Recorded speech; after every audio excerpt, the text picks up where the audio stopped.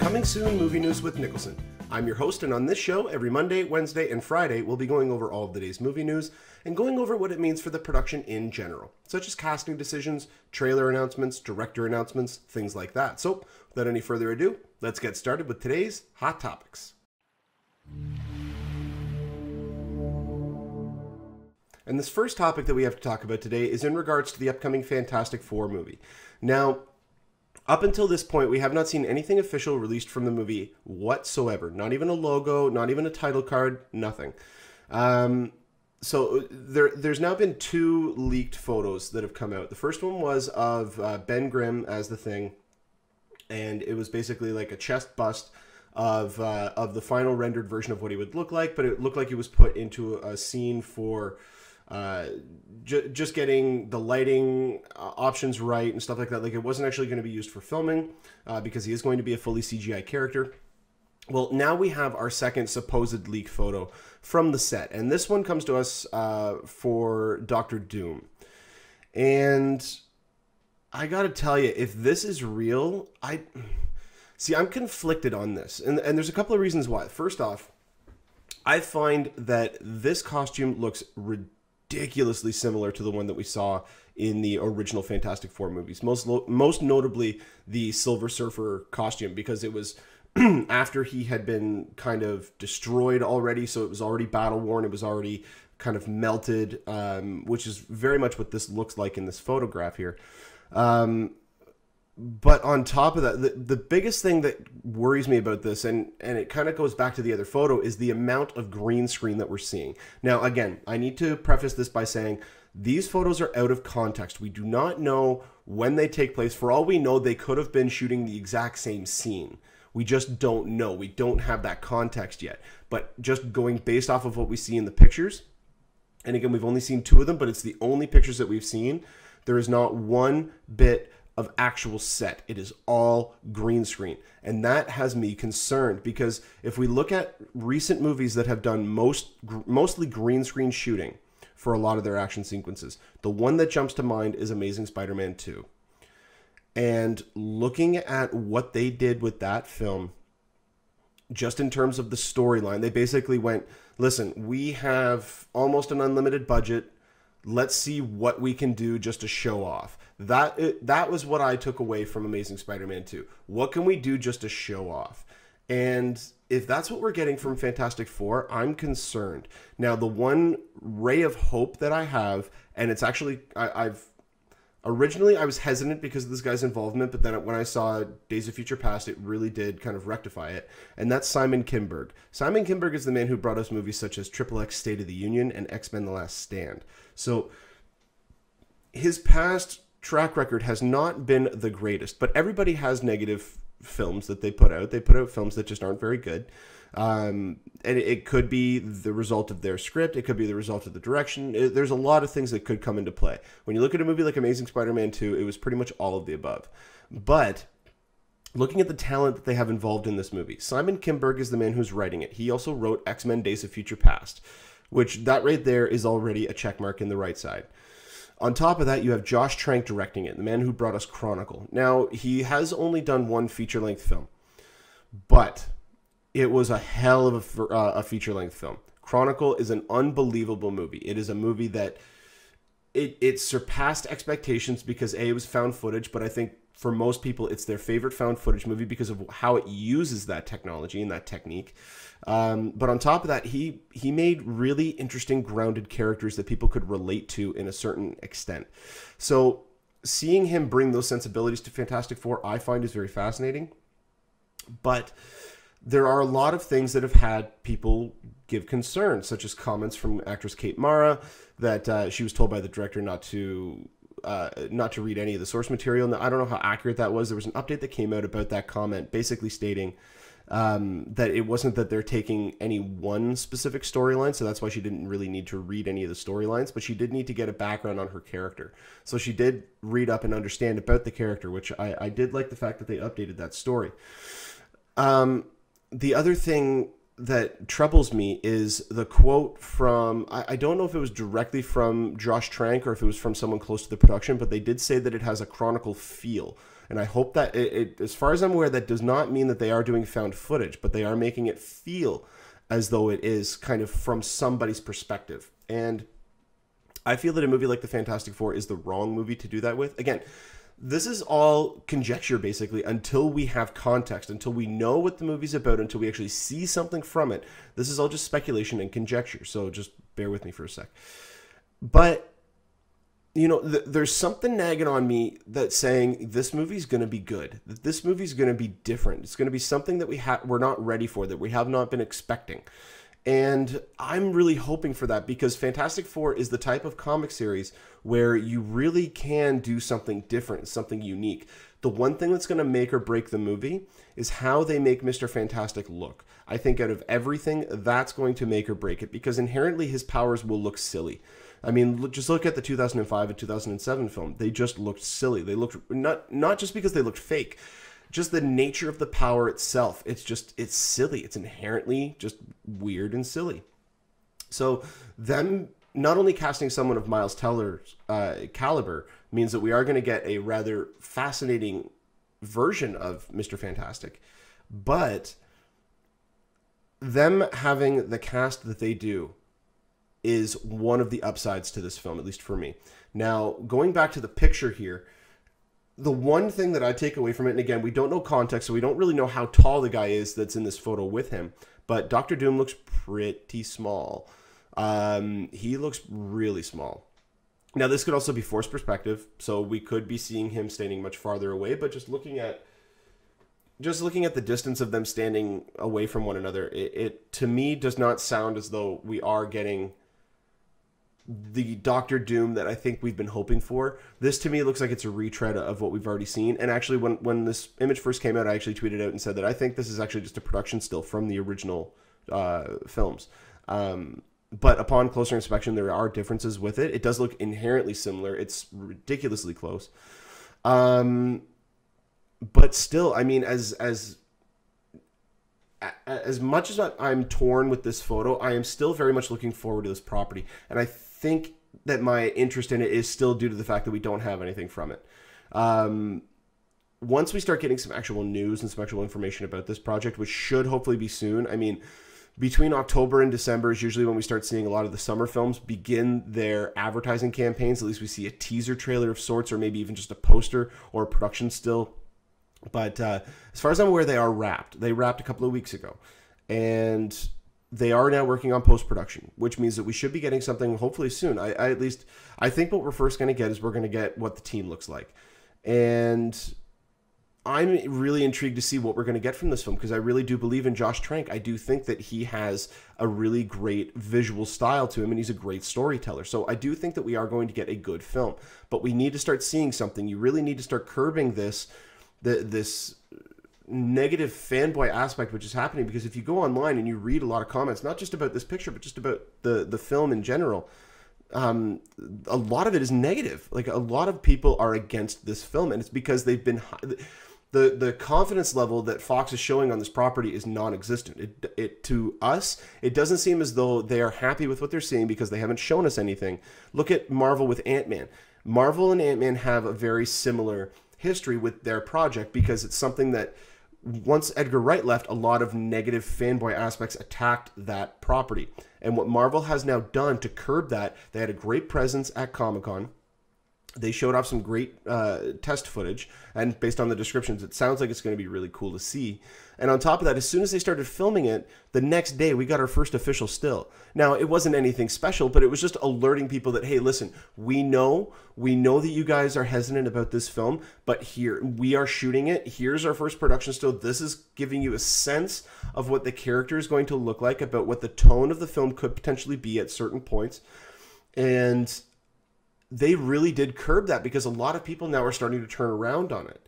A lot of people are now starting to say, okay, you know what? This, even though it's just from one picture, and then even Evangeline Lilly with her haircut making it look as though she's like the Wasp, they're just starting to turn around those fanboys. And those people are going to have a larger influence. Not as big as most people would assume. They're still a very small percentage of the market, but they are still going to help that film. And if Fox can try to do the same thing with Fantastic Four, then they may be able to turn this around. But it's getting too far along in the process for people to start really starting to change their opinions on it, unless they start hammering out stuff. The one thing I hope they do not do is do not do what Sony did with Spider-Man 2. Do not oversaturate the marketing, because I know a lot of people who went and saw it. They said, some people who did kind of enjoy it said that they liked it, but they had seen most of the stuff in the trailers. And when I went and saw it again, it was just a hot mess. It was all over the place. It went from being silly, kid-oriented, to being really dramatic, to being hyper, almost unrealistic, like cartoony. And it was just all over the place. But I really do have a feeling that Fox knows what type of film they're going to be making. Simon Kinberg's involvement really does give me kind of a ray of hope, I guess you could say. But again, his past record is not what's filling me with that. It's what he recently did with Days of Future Past, and that was just an excellent film. So I hope he can bring that same magic to this movie.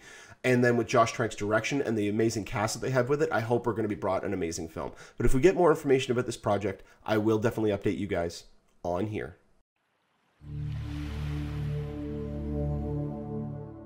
And this next topic is something that I've been very much eagerly anticipating. I love the original Macgruber. To me, it's one of the most underrated comedies. It's inherently dumb.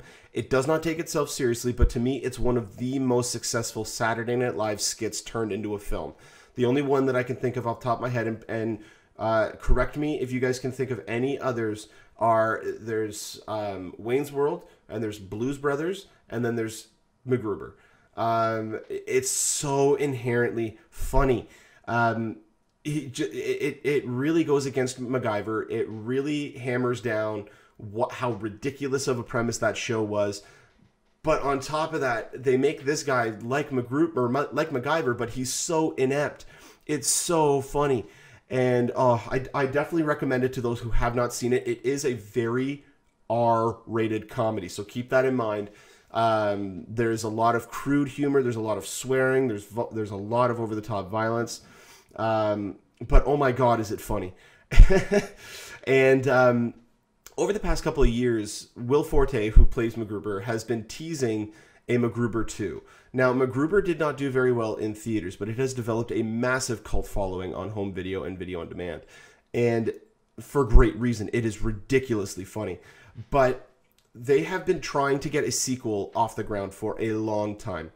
And I think it was a few months ago, maybe about 5 months ago or so, he came out and said that he had written this great first act. He knew how he wanted the movie to open, and it was great. It was basically the size of the first movie comprised into one 15-minute segment, like 10 to 15-minute segment.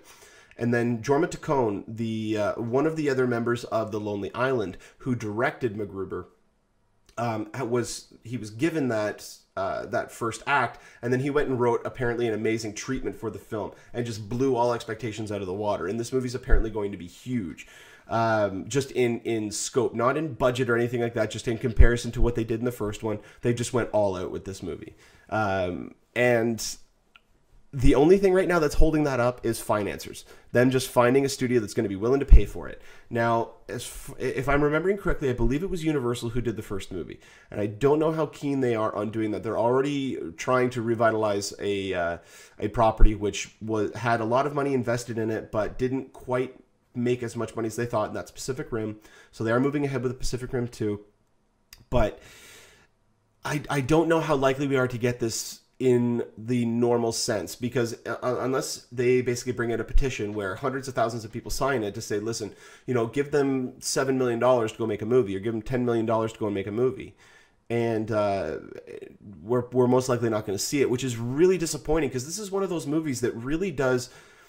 It would very much benefit from having a sequel. Unlike movies like Alvin and the Chipmunks and all those stupid, really, really just bad movies that get sequels.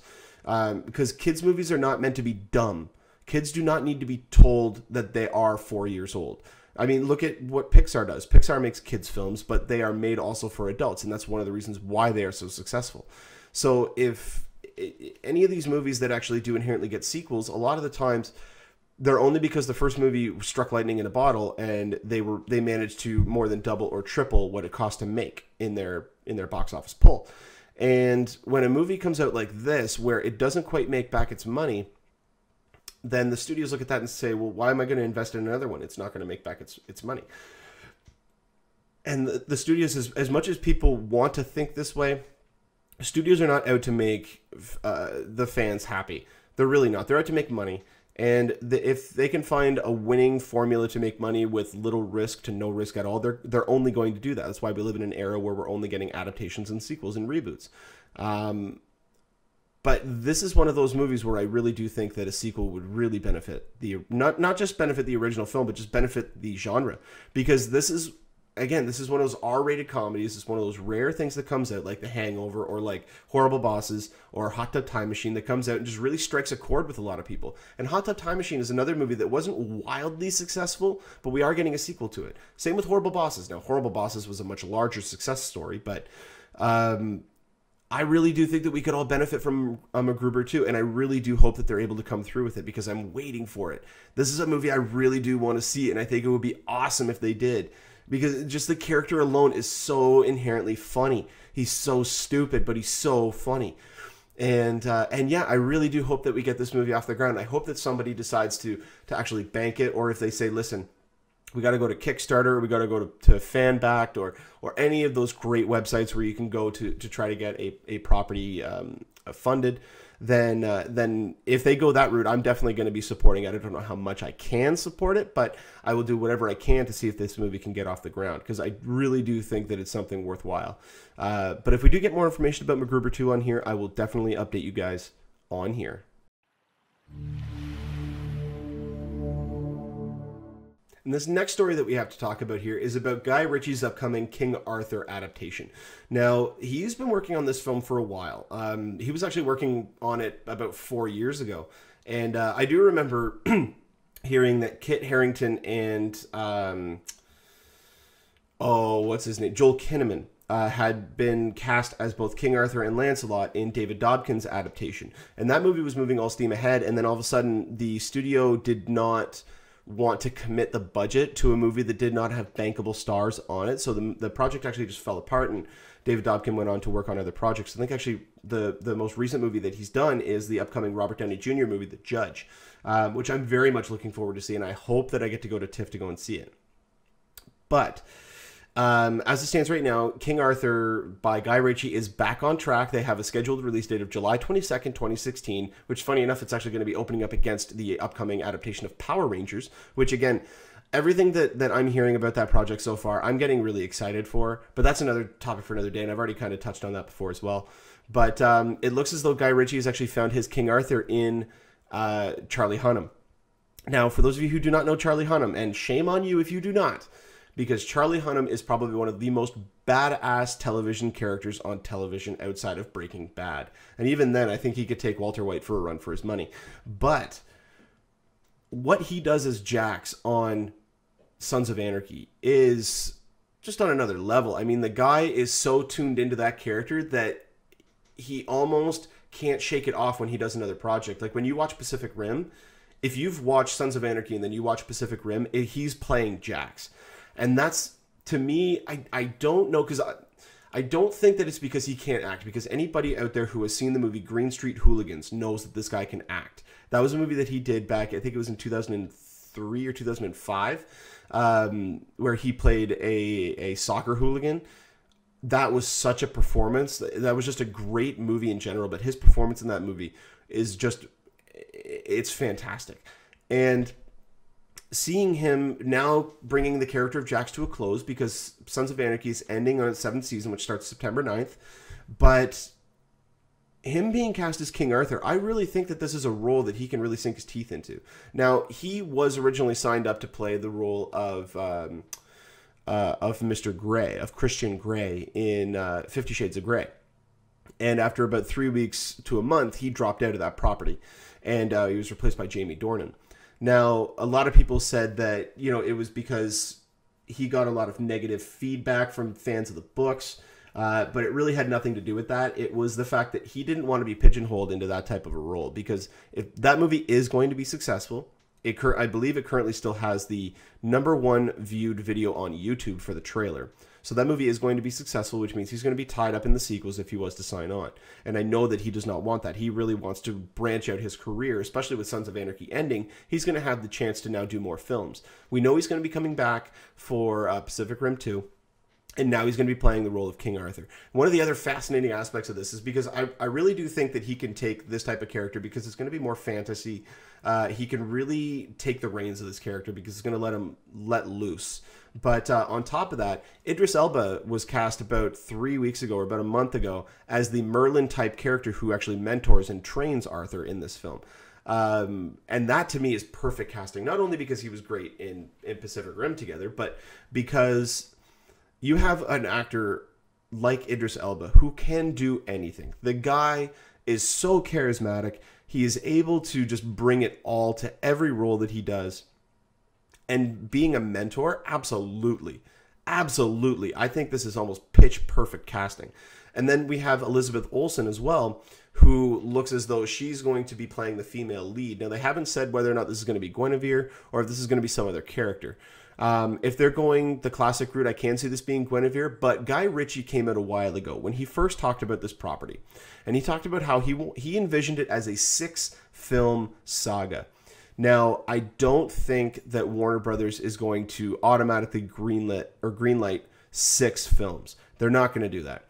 If each one of these films was to make over $500 million worldwide, then maybe they would say, okay, like once they do 2 of them and both of them are successful and the second one is more successful, then they could say, okay, we're going to greenlight 2 more. You can do back-to-back shooting, and then we'll do the other ones if these ones are still successful. They're never going to greenlight a property like that. It was a risk for movies or for studios to greenlight the Lord of the Rings trilogy all at once, or even the Avatar sequels all at once could potentially be a risk. Now, one of the reasons is because Avatar itself, the reason that it made so much money is because no one had seen anything like that before. It was a game changer for the movie industry, just on a visual and technological sense. So people had not seen that before. It's not going to get anywhere close to what the original made.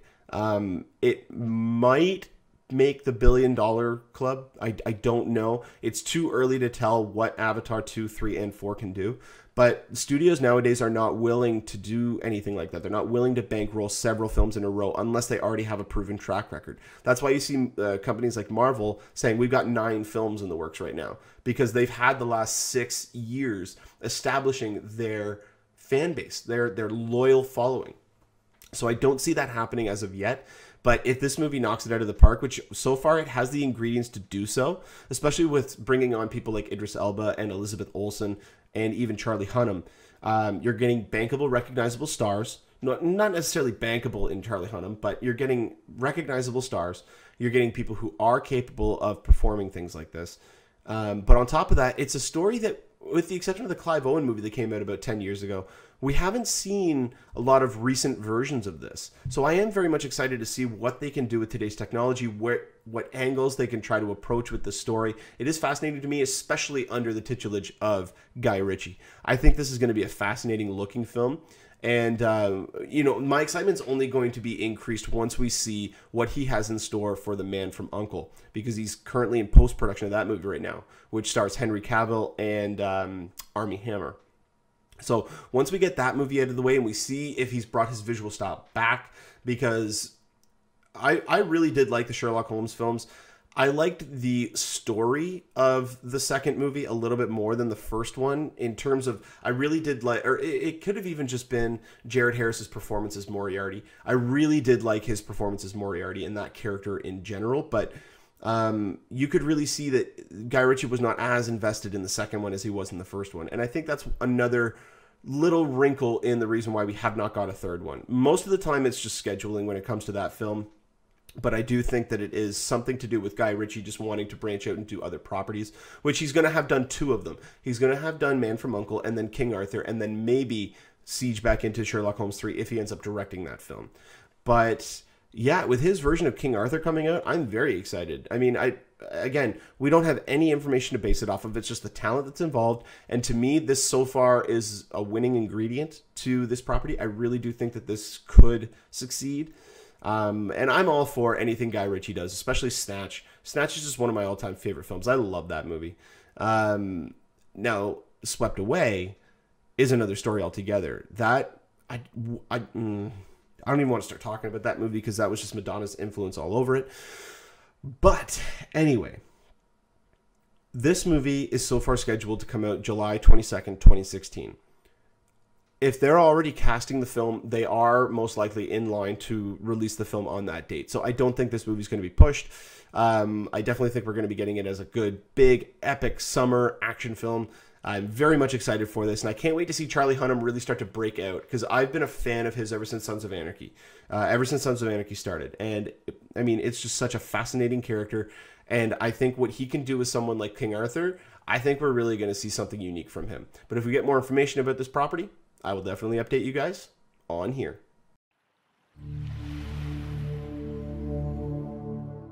All right, and now it's time for user questions. So, not last week, but the week before, I had a question asked, and I do apologize to the asker that I was not able to get it on last week's show, but I did include it on this week's show. And the question comes to us today from Around the Clock, and he asks, why does Marvel film most of their movies in the UK? Well, there's a couple of different reasons for that. One of them, Disney has a big deal set up with Pinewood Studios in the UK. And one of those things is a very large tax bracket incentive, which means that they get discounts for bringing their shoots there. On top of that, the UK in general, especially when you go to places like Scotland or Ireland or even Iceland, there are borderline alien worlds that they can explore that are very close to where their sound stages are. So instead of shooting a movie in the sound stages in LA or up here in Canada, they decide to shoot over in Europe, mainly due to the fact that if they need to go on a location shoot, they don't have to cart all of their equipment halfway around the world. They can just put it on a boat, send it off for a day or two, and they could get it on Iceland, or they can go to the desert, or they can they can go to many different places and get these different locales without having to utilize green screen, which is what a lot of other properties would have to do. Or they would go and they would have location scouts go out and shoot plates, which are basically just blank canvas shots where they could be either panoramics or they could be still shots, they could be weather attributes, they could be lighting, anything like that. And then they would digitally insert all their actors into it once they built a little mock-up in a soundstage, and then they would green screen the rest of it in. So this allows them the freedom to not have to worry about doing that. But then you look at Disney just in general. I mean, Star Wars right now is shooting at Pinewood Studios. And that allowed them to go to Morocco to shoot the Tatooine sequences. You look at a movie like Thor the Dark World, not only was the script itself set in London, but it allowed them to go to Iceland to shoot all of the Nordalfheim sequences, the Dark Elf homeworld sequences, because Iceland just has a very unique look. That's also where they filmed the majority of Prometheus, was they filmed that in Iceland. So you get these really kind of alien locales that they get to go to. And even Guardians of the Galaxy, I mean, in terms of exterior locations, Guardians of the Galaxy didn't film in too many spots, but one of the big ones that they filmed on was that unique looking bridge that goes across the river in London. And that was during the attack at the end when the what are they called? The Necrocraft are trying to attack Xandar, and the Ravengers ships are all lining up to shoot everybody that's coming down towards the city. All those sequences were shot in London, where they just got like little. That's again a perfect example of background plates. They would have taken select buildings and modified them and altered them, but mainly they would have taken lighting composites to see exactly how the light would affect certain areas. But the mainstay of it just has to deal with the cost. And the UK, that's why, like, you look at a movie like Ant-Man. When Ant-Man was originally going to be filmed by Edgar Wright, they were going to be shooting in the UK. They were going to be shooting at Pinewood Studios. And once Edgar Wright left, the studio looked at everything. They had to hire new writers. They had to hire a new director. And they just felt that in order to keep a little bit closer of an eye on this property and to allow them a little bit more freedom, because they're closer to where their actual production studio is. They don't need to go to locations like Ireland and Iceland. They're shooting in Atlanta. And that's also where they're going to be shooting Captain America 3, is going to be in Atlanta. So that's basically just all it is. At the end of the day, almost every decision in Hollywood is decided based on money and decided based on the cost of something. And the cheaper that something is going to be the more favorable decision. So in this case, it's a decision based on Disney. Disney going in and saying, listen, we have this production deal with Pinewood Studios where you get to use their studios and their sound stages for X amount of dollars, as opposed to here, which is going to be this amount. So a lot of the time they just take them up on their offer. And that's at the end of the day all it is. So I do hope that it answered your question. If you do have any other questions, feel free to ask them in the comments section below, or you can even email them to movienewswithniklsun@gmail.com, and we will answer them on every Friday's episode. So yeah, if you guys have any more topics or anything like that you want to discuss, or even have anything more to add about why Marvel shoots in the UK, feel free to go ahead and put them in the comment section below.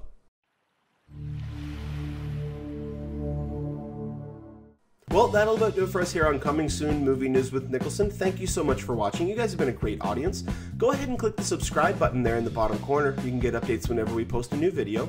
You can also follow me on Twitter at Niklsun, Niklsun, for all of your movie updates. And you can also find me on Facebook at facebook.com/Movie News with Niklsun. Like I said earlier, if you guys have a question or a topic you'd like to have discussed on the show, go ahead and email it into movienewswithniklsun@gmail.com, or post a comment in the comment section.